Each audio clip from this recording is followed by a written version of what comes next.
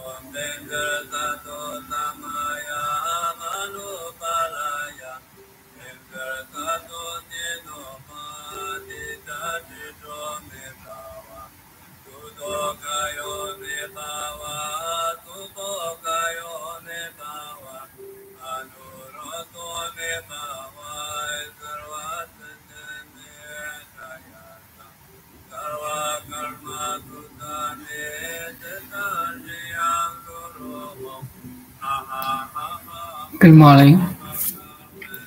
So maybe we can read some pages from this pocketbook, How to Focus by Thich Nhat Hanh.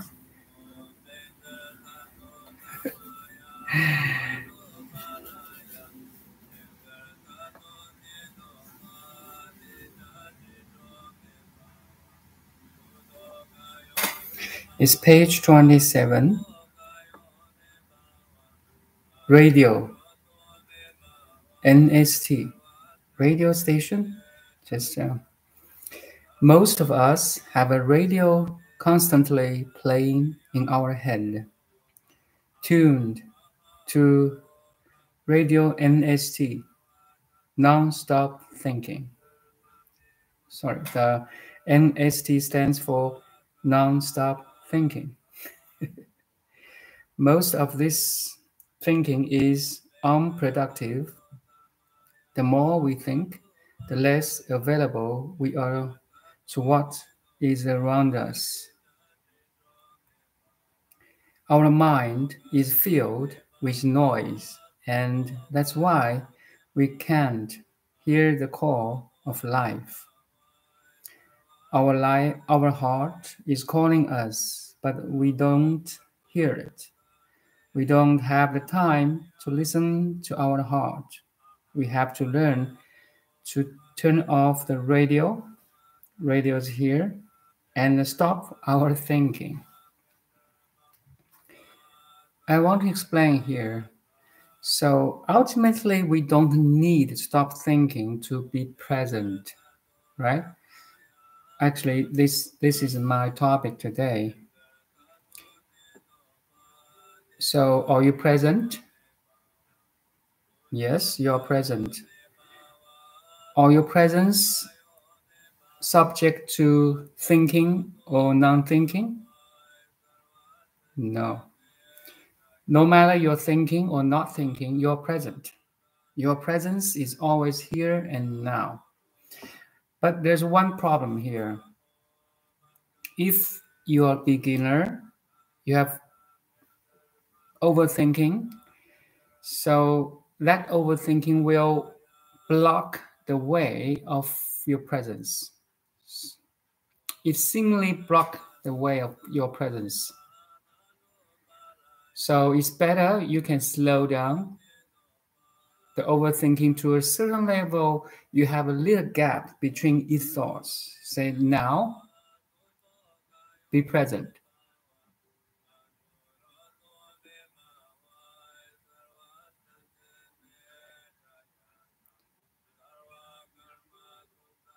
Once you are present, or kind of your attention is like not outgoing, but it's like you are aware that you are aware.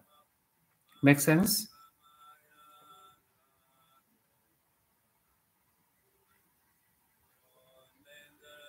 So the presence has two meanings. First, the first level is you're aware of your surroundings.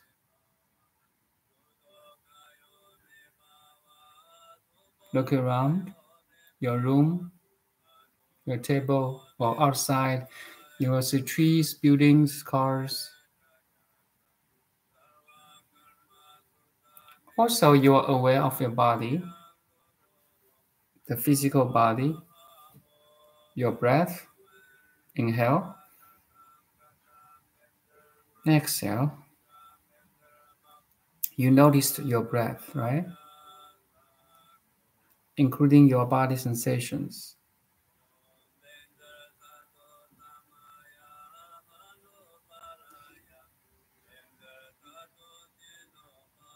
Also, you're aware of any mental activities, more inner side.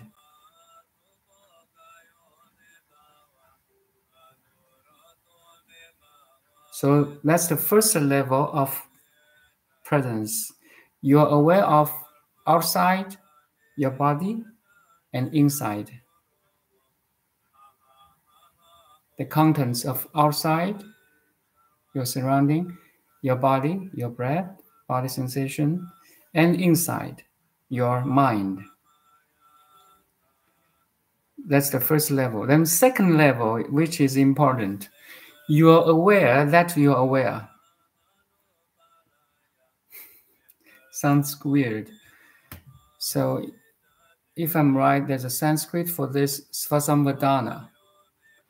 The awareness can be aware of itself. Are you aware that you are aware? This is critical. Yes, I'm not only aware of all the contents outside and inside, I'm also aware that I'm aware. This is very, very important.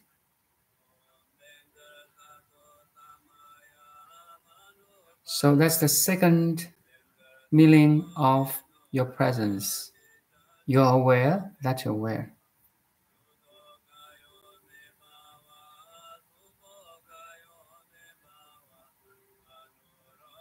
Today my topic is from person to presence. So this is very critical because now most worldly people recognize him or herself as the body, as the mind, right? Mind includes your relation, your family, your background, your job, your education, and so on. The list can have a huge list. And everyone's list is different in terms of your name, your body, your age, your education, your career, your interest, your hobby, and so on. Everyone is different.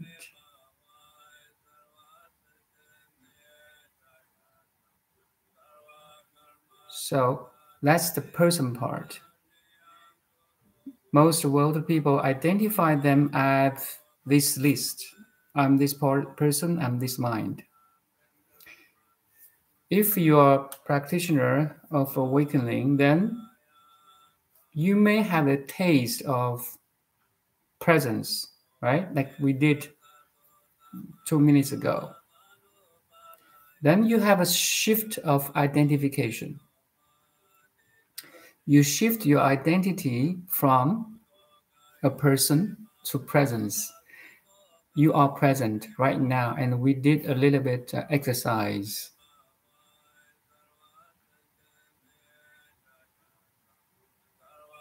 In this direct experience, you notice I'm present, I'm the presence, I'm the pure observer behind all the contents, including the body and mind. Or in other words, I'm not this body, I'm not this mind. I'm the pure observer of the body and mind. That's my topic today. You have a shift of identity from a person to presence. I want to help you to at least have a glimpse of this shift from person to presence. Again, are you present now? Do you need my help to be present?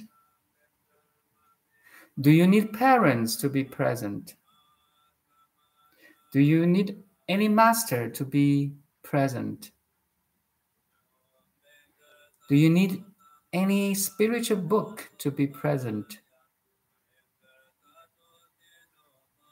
Do you need your partner to be present? No, you don't need either of them. You are presence. You see that part? You are present all the time.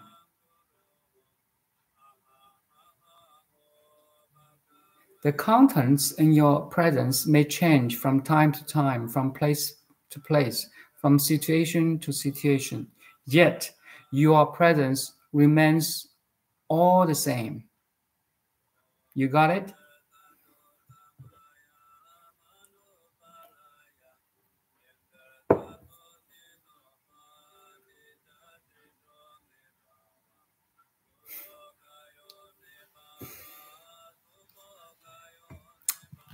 That's a shift identity in the path of awakening. And it is critical. In Buddha's teaching, again, Buddha divides from a worldly person, a layman, to a completely enlightened Buddhahood. Buddha divided into 52 stages, okay? 52 steps. It's like a stair to the heaven. You have to go the first, second, third, and all the way to the heaven. You have 52 steps.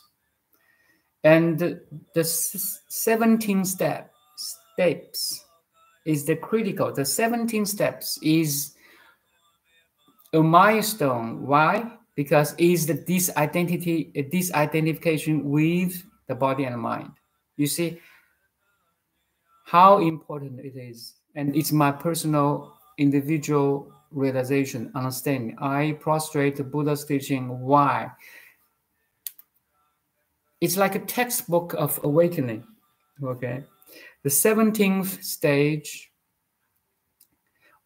is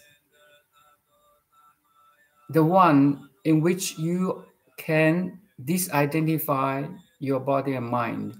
Or in other words, you shift your identity from person to presence.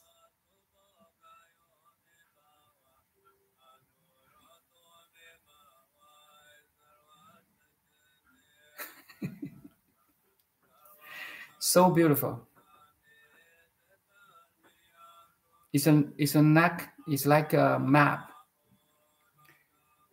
A road map shows you where to go, how to go, a signpost. You are here, you're there,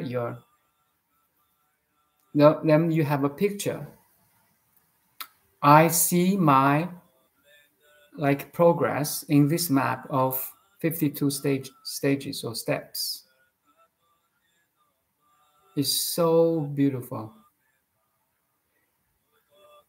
There's so many details in this roadmap of 52 steps, but I'm just to simplify it.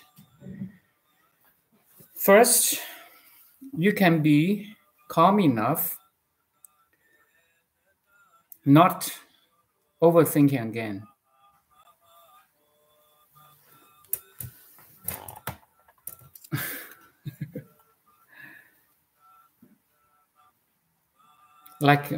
Basically it's meditation or shamatha. You calm down your mind Now, take a deep breath. Inhale. Pause. Exhale. Pause. You can have your hands touch your abdominal area. Inhale again. Rising of your stomach. Pause. Falling. Exhale. Falling of your stomach. Pause. Inhale again. Rising of your stomach. Pause. Exhale. Falling of your stomach. Now you can follow your rhythm. Just focus each inhalation and exhalation.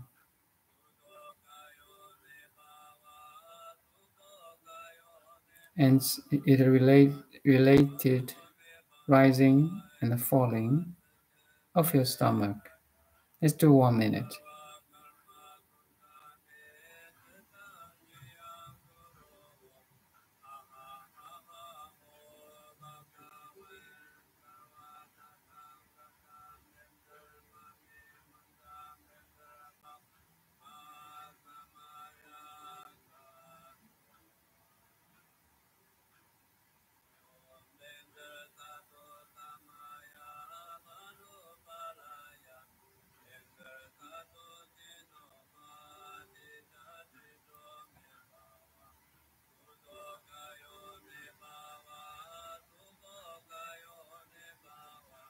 Focus and focus on breathing, please.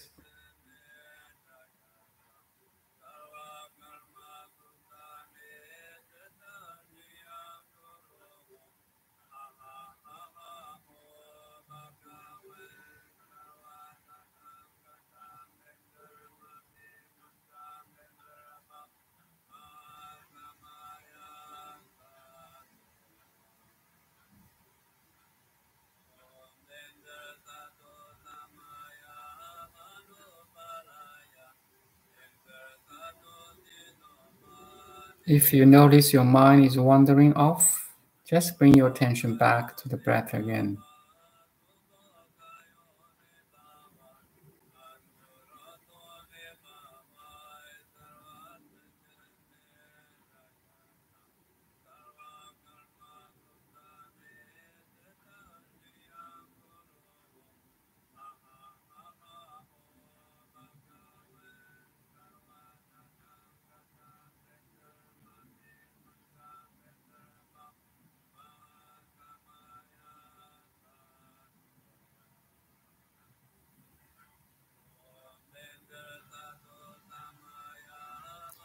Okay, that's 1 minute.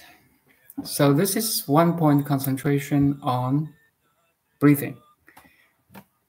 Breathworks, okay? It helps us to slow down the mind to a certain level. You can be present.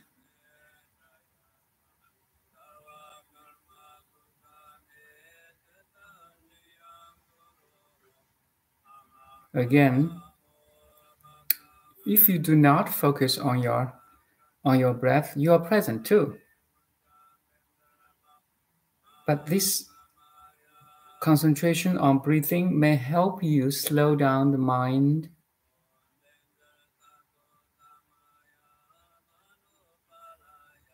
and you are not overthinking.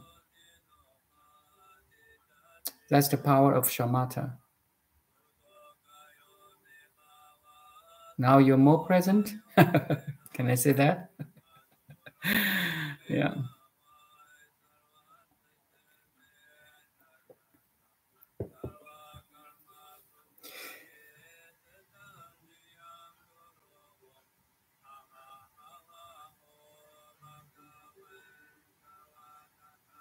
Okay, let's continue reading this book.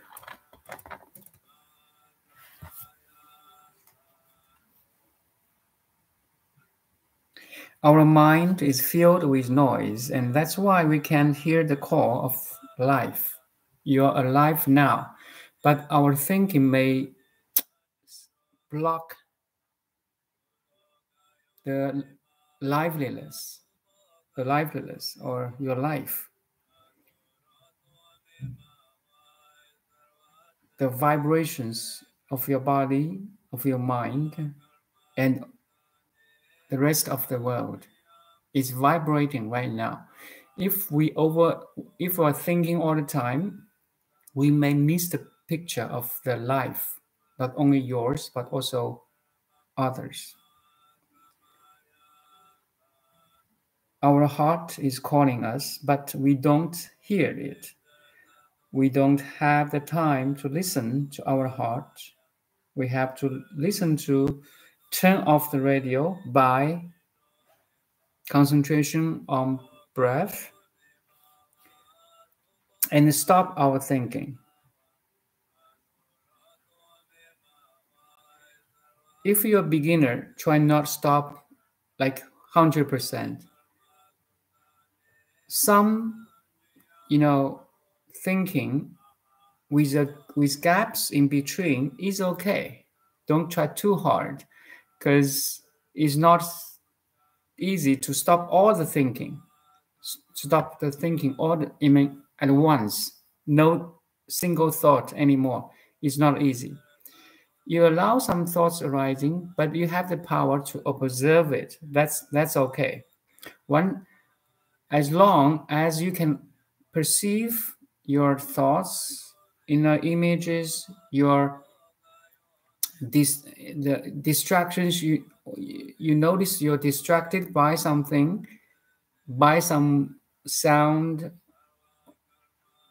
by a voice, or by image, by a memory. As long as you notice you're disturbed or distracted, then you can back to the pure observation again, or back to the presence again. You see, just let that voice or memory, just let them go. Be present, like now.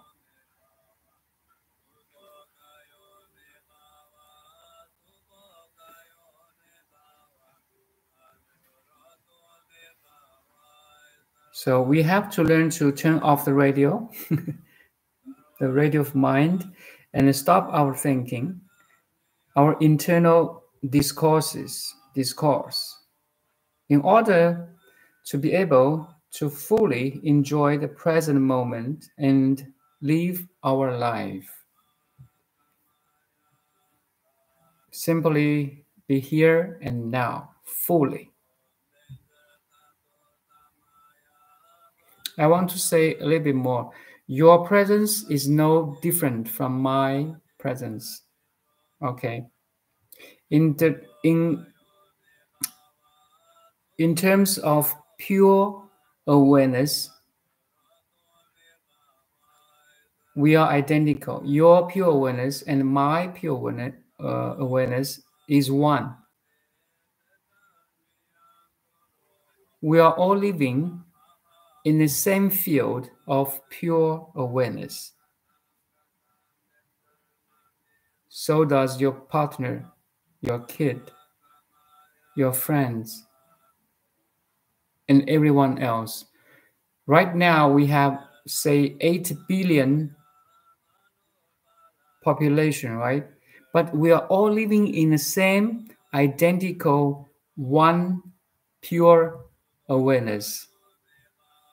Yet, in this identical pure awareness, everyone's mind is different because the contents is different. Makes sense to you? The body is different size, different color, different age. The mind's different education, different job, different, interest, hobby, different, intentions or desires, different dreams. So superficially, we are so different in terms of body and mind, but underneath or fundamentally, we are all same. Do you follow?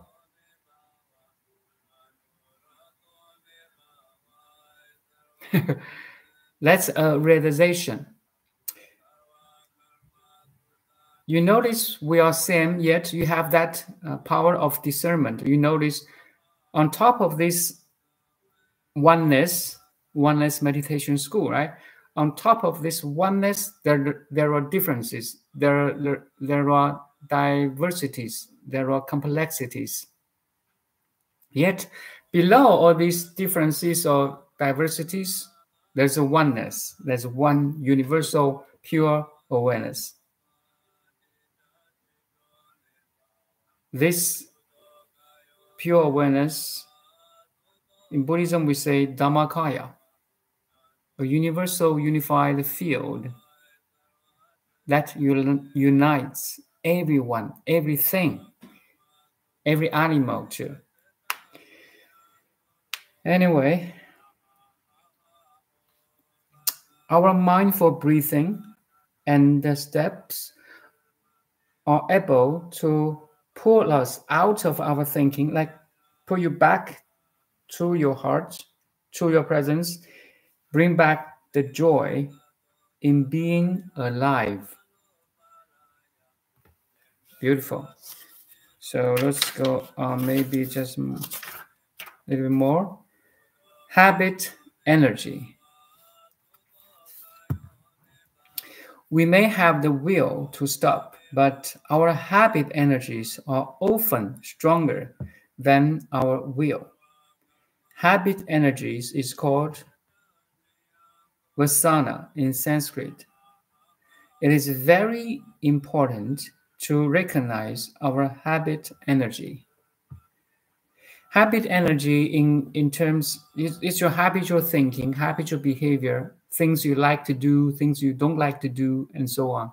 Your hobbies, your interests. I will say it's your individual signature of energy. Actually, fundamentally, energy is pure, but you choose what like and what don't like. You have a personal signature of that energy, like your real writing signature. Everyone's signature is different, right? And so that's why I put your energetic signature is different, because this habit energy actually is identical. Your habit energy is your energetic signature. This energy may have been transmitted to us by many generations of ancestors. In China, in Buddhism, we call this karma. Cause and effect, cause and effect, cause and effect. An infinite chain of cause and effect.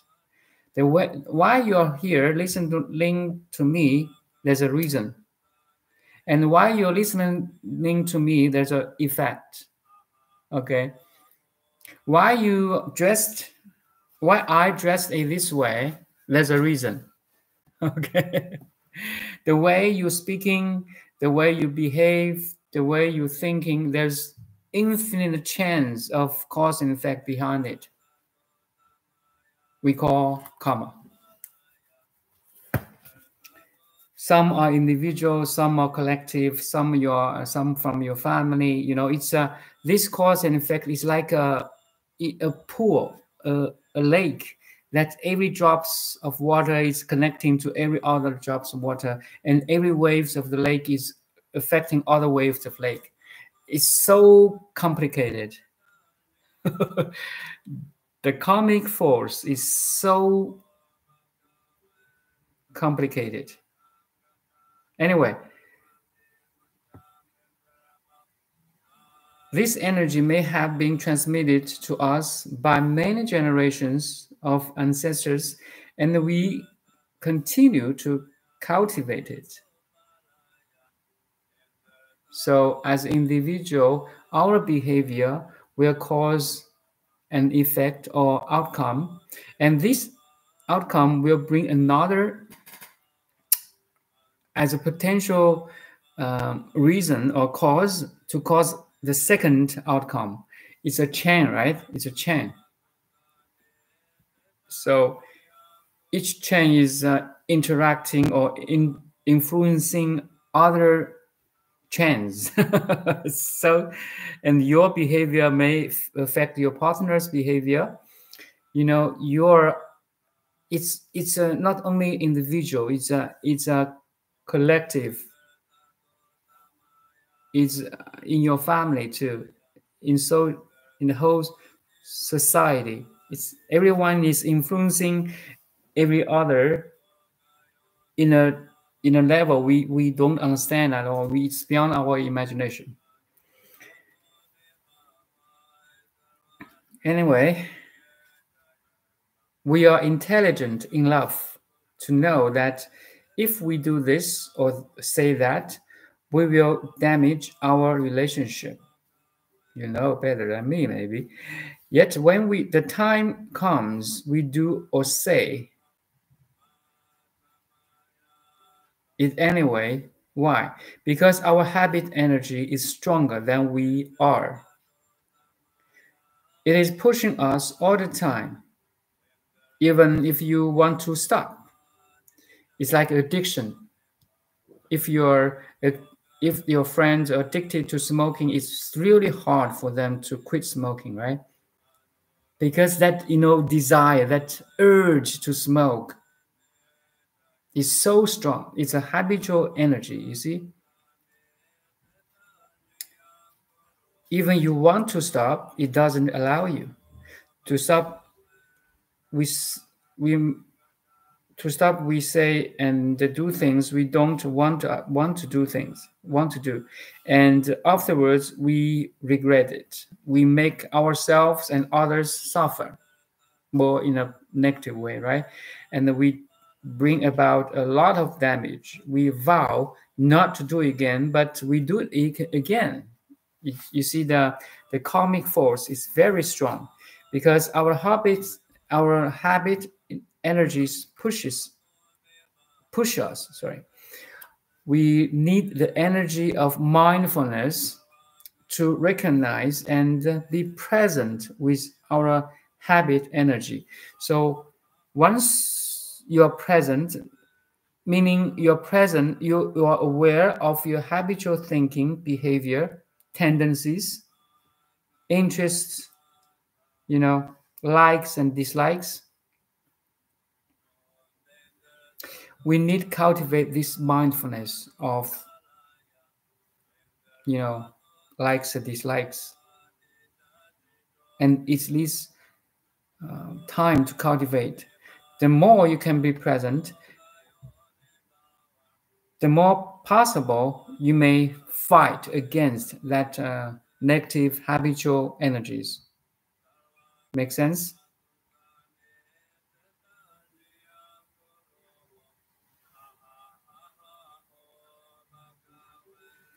With mindfulness, we have the capacity to recognize that habit energy.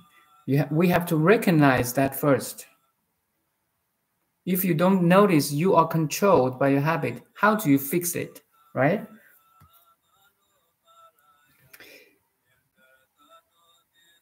Every time it manifests, it's the same. So with mindfulness, we have the capacity to recognize the habit energy every time it manifests. We can say, hello, my habit energy. I know you are there. If we just smile to it, it will lose much of its strength. Once you recognize it, once you are present, it loses its strength to trick you, to play tricks, to endure, entice you to do it again, Mindfulness and concentration are the energies that allow us to recognize our habit energy and prevent it from dominating us. So it's like if I say our negative habitual energy is sickness, then our mindfulness and concentration on medicines that counteract that sickness or illness. Make sense?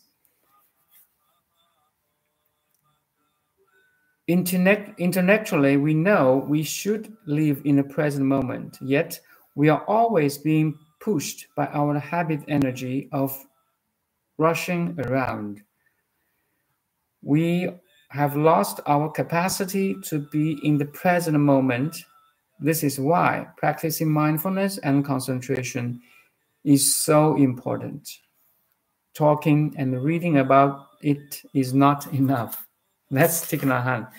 We are talking about of mindfulness now. We are talking about concentration now. But talking and reading is not enough. That's why we need practice.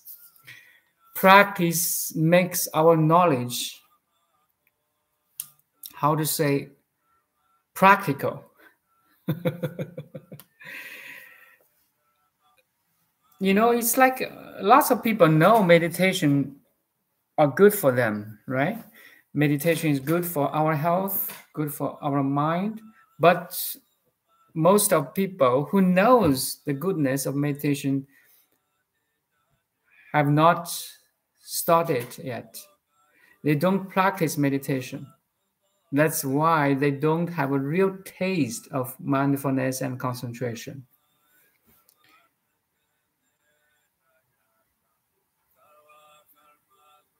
Okay, just practice 1 minute of silence. See what will happen.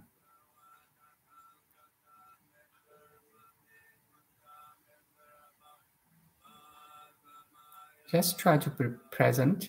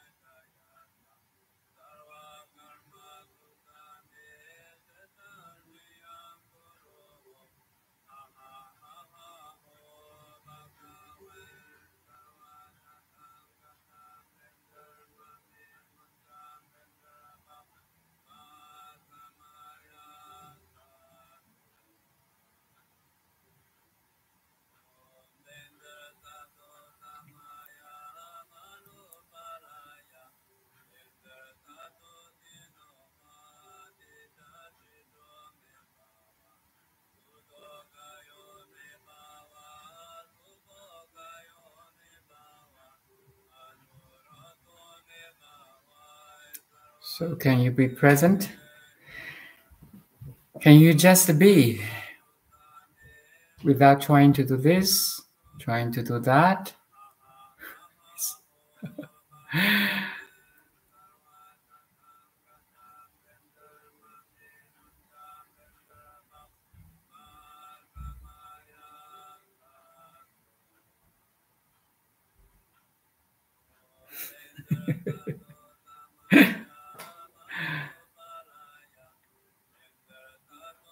Hello, Kristen. You're behind the curtain.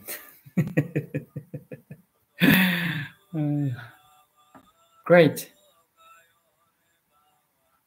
We are present already, right?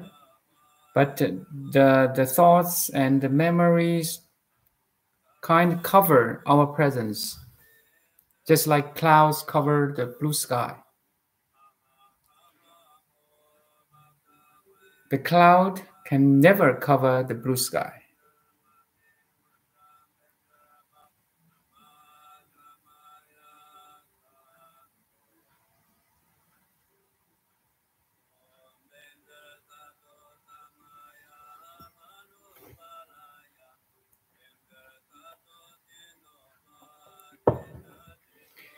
Okay, if no further question, I think that's all for today.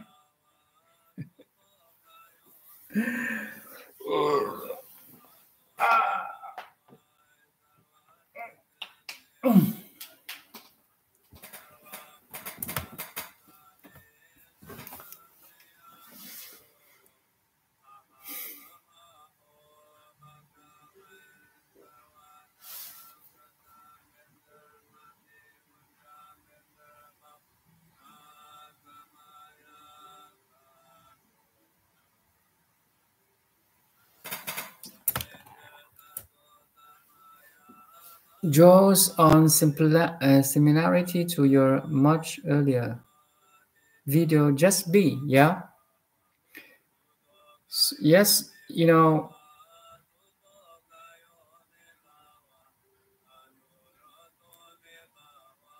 my first lesson or first video is the last video. Like I think my first video is what is Satori in Zen Buddhism and how to realize it by guided meditation. I'm still talking about the Satori now. And because you know what? There's only one truth, person. There's only one truth.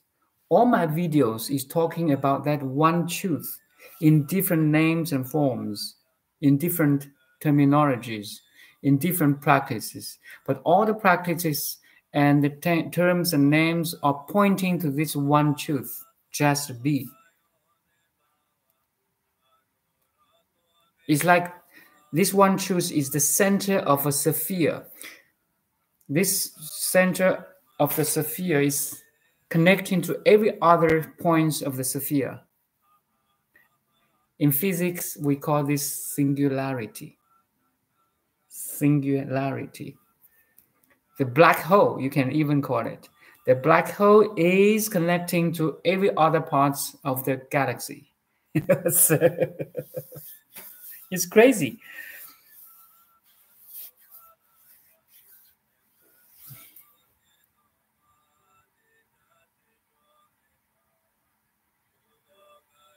All my words, all my videos is trying to remind you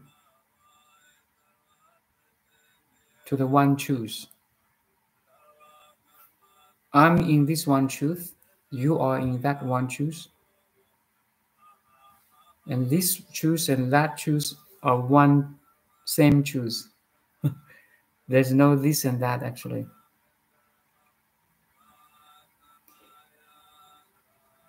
All the Buddhas living in the same truth. All the Bodhisattvas, masters, sages, God are living in the same one universal truth. That's how important it is.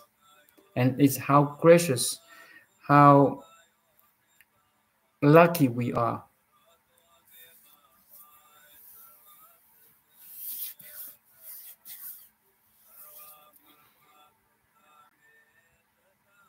Okay, I think that's all. Thank you. Just be.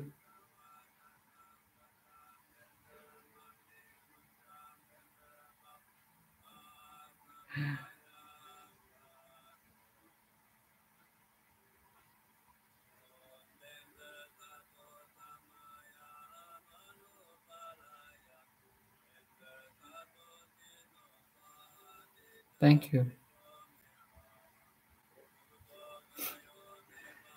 See ya.